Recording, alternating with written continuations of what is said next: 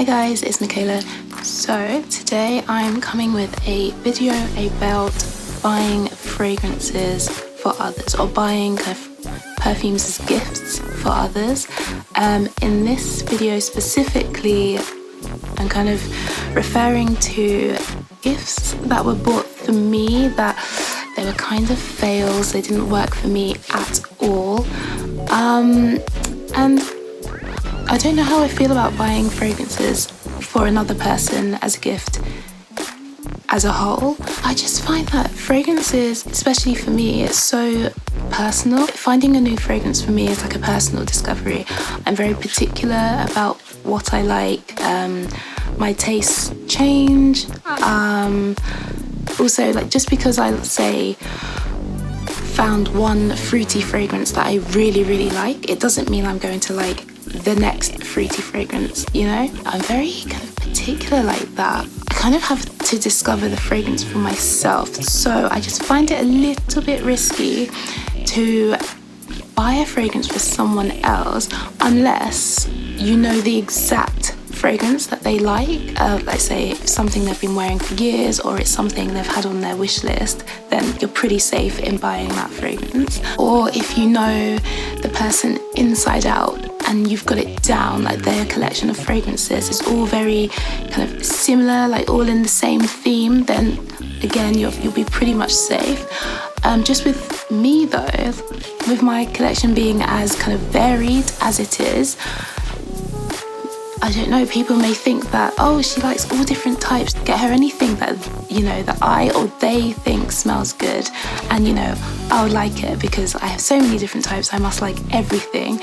And that kind of isn't the case. So in this video, I have 5 fragrances that didn't really work out, unfortunately. These 5 happen to be quite popular. Just in general, they're quite popular, but for me, I don't like them. With a few of them, I can see why others like them. With a couple, I can't see why people like them at all. So anyway, let's just get into it. So the first one is by Versace. So this one is Yellow Diamond. See, I should like this one. It has a few notes that I really like. There's some mimosa in here, there's pear in here. Love those 2 scents. Absolutely love them. But I'm searching for them, and they're buried behind a screechy, but it's like it's gonna sound weird, like it's a screechy lemon, but it's a muted screechy lemon. It's just not for me. That lemon note is just really off-putting for me, and I just can't get past it. With this one and another one, actually, the first time I sprayed this on, within an hour I had a headache. I was done. After that, I was just like, I can't wear this, it's awful. Obviously it's not awful for other people, because I know a lot of people like this one. It just doesn't work for me at all. Next we have another popular one. It is Flora by Gucci. This is the Eau de Toilette. This is another one that I should like. It has notes in there that I like. So it's got peony, it has rose, sandalwood, and citruses. And those together, there's some more notes as well, but those 4 I would usually, together in a fragrance, I would think that I would love, you know, the scent. But it's not the case with this one. This one is, the thing is, it's not a bad scent. Like, I think they were onto a good thing. So maybe I should try the Eau de Parfum just to see if that fares any better.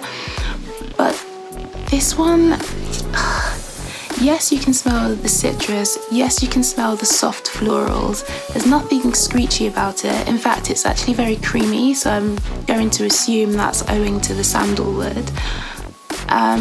It's just, for me, there's an undercurrent of like a chemical smell, kind of like a hair product chemical smell. it's very strange. It's quite off-putting for me. So yeah, for that reason, I don't really wear it, like, at all. No. This is the other fragrance that I wore. This time, within a couple of hours, it was giving me a headache. I think it's that chemically kind of undercurrent that I just kept picking up throughout the day. And yeah, it was just a complete headache, a complete mess to me. I can't see me wearing this one again. So the next two are from a house that I know people love. I know it's just, they don't work for me at all. I'll just show them. So the first is Coco Mademoiselle from Chanel. I must be one of the few people that just cannot stand this scent, and I didn't know before I got this as a gift. I smelt it. This is like empty now. Like there's like a few, like a 3-4 drops left in the bottle. So I've done quite well in finishing off this bottle. I did not enjoy this whatsoever. I'd never smelt this before. The first time I smelt it was when I got it as a gift, and I was kind of, when I first sprayed it, I was kind of intrigued. This was like a few years ago now. I didn't really know much about fragrances. I still don't. I'm still learning. But I just thought, okay, like, it's different, something I haven't smelt before.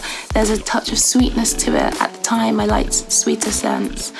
So I thought, okay, I'll give it a try. Sprayed. I never go over the top with the sprays, but I think I did about 4 sprays and regretted it instantly. I think I was going, I can't remember where I was going. I was going out, so it wasn't like I could quickly come home, shower, get ready. I was out. That was it. I was done.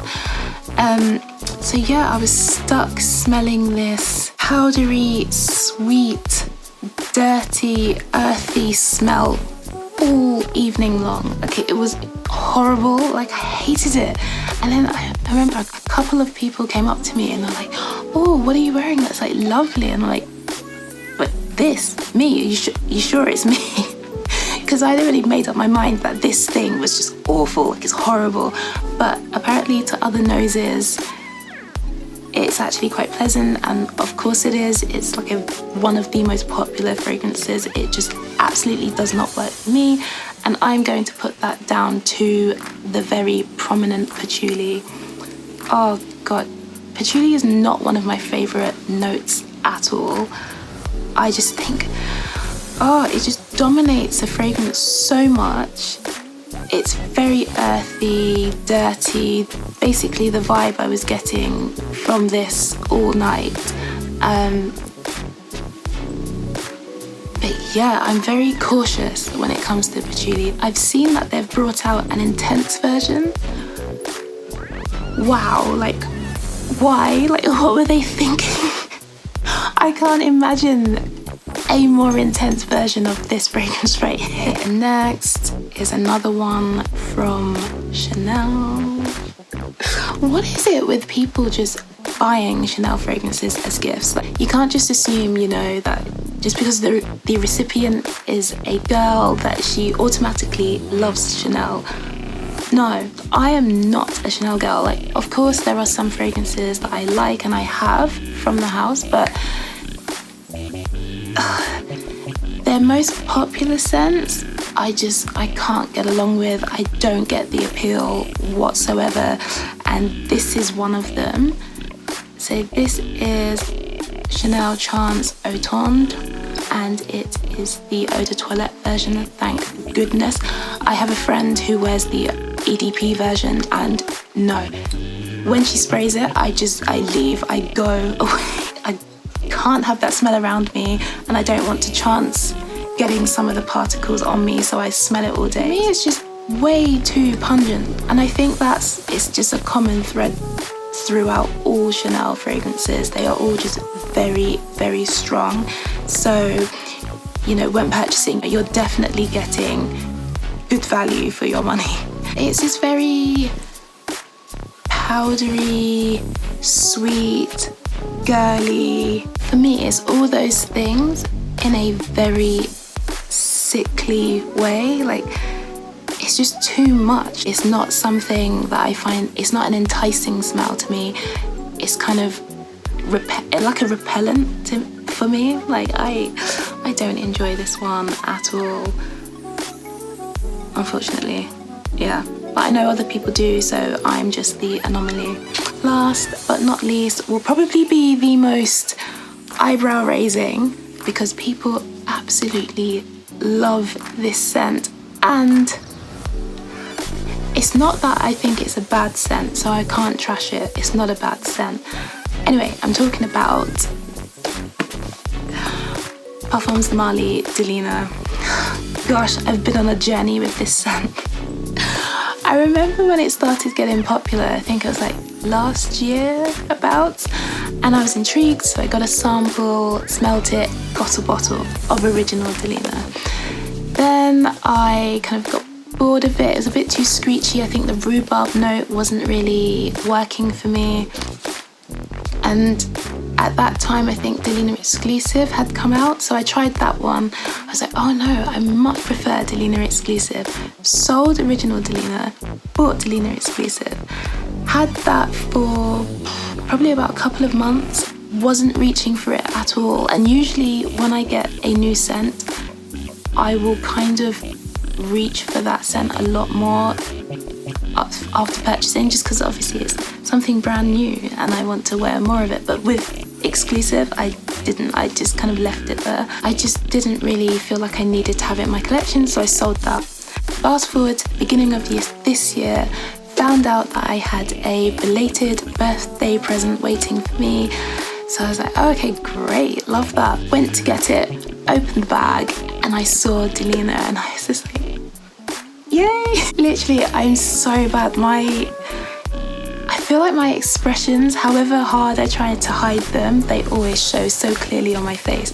But I tried to keep this fixed smile, and I was like, oh my gosh, like what? Like, why would you get me this? It's so expensive, blah, blah, blah, all of that. Obviously, I would never say I didn't like something that I'd, received as a gift. When somebody has put so much thought and effort into buying you something or getting you something, not necessarily buying, they didn't have to, and just knowing that you were in that person's thoughts and they considered this thing that they got you was something that they considered for you, I would never take that for granted or throw that back in someone's face.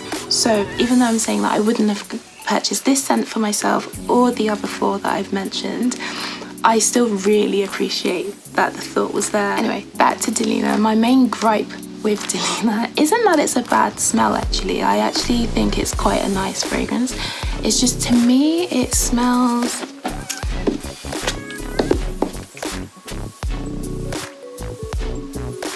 To me, it smells very designer.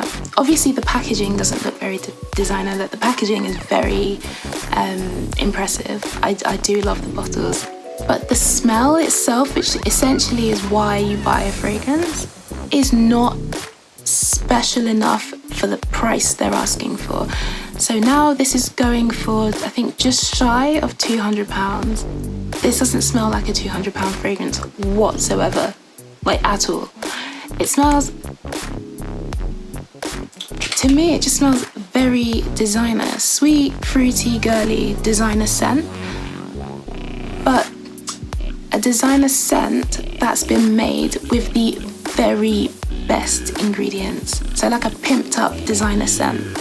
And that's not really what I'm looking for when I kind of look for a fragrance that is premium, or at least premium in price. I'm not looking for a generic, I'm not looking for a designer smelling scent that just smells like it's been made with better ingredients. That's not what I'm going for. With niche and designer, like private lines, for the prices they're asking, they need to offer just a little bit more. They need to, like, yes, use premium ingredients, but also there needs to be something special about the scent. There needs to be something like unique about it. It doesn't need to be completely left of field. Just have like a touch of uniqueness, you know, something that's going to set you apart from all the other fragrances that are being worn out there, you know, all the other designer scents that are out there. Just something that sets you apart from the mainstream scents. And I don't think this sets itself apart from mainstream scents at all. Therefore, I don't think it's justified in its pricing. But that said, I do like Meliora, so this isn't anything against the brand, it's just against this line of fragrances, like Original Delina and exclusive. Yeah, just not really for me. But since I have it now, I will wear it. Of course I will. And yeah, as I said, very grateful to receive this. This is such a thoughtful gift, and it's such an expensive gift as well. I think that's probably what upset me more, was that my main gripe about this is that I don't think it's worth the price. Yet somebody spent that amount of money to get for me as a gift. So yeah, I'm kind of conflicted. It's like, it annoys me that someone had to pay the money to get this for me, but at the same time, it's such a nice thought, and it is a very nice smelling fragrance, so I will actually be wearing this one. With the other four, I would never get rid of a fragrance that somebody got for me. I just think I just couldn't do it. I would just feel so rude if I did that. So instead, like I said, I finished Coco Mademoiselle, and that's because I started using it as a air freshener. So that's what I do now. If there's like a fragrance that someone gets me and I don't like it, it becomes my new air freshener. I already have like reeds and actual room sprays on my shelf, but these also work just as well, and it means I'm getting a use out of them rather than just letting them sit there and go bad, which would just be criminal. So yeah, that's what I do with them instead. Yeah, those are the 5 kind of fragrances that have been bought for me that just didn't really work. I'm still of the thought that, you know, fragrance is so personal that me personally, I wouldn't buy a fragrance for somebody else as a gift unless I knew exactly what they wanted. If not, I am looking for some other kind of gift to get them because I just don't want to risk it. I think it's a lot of pressure as well on yourself to, as I said, fragrance is so personal. To get it right is a lot of pressure, so I probably would swerve that one. I just find it quite a strange idea to buy someone a fragrance if you don't really know what they would like, or just assume that you do know what they would like. I don't know, maybe it's just me. But anyway, that's it for this video. Thank you for watching, and I will see you in the next one. Bye.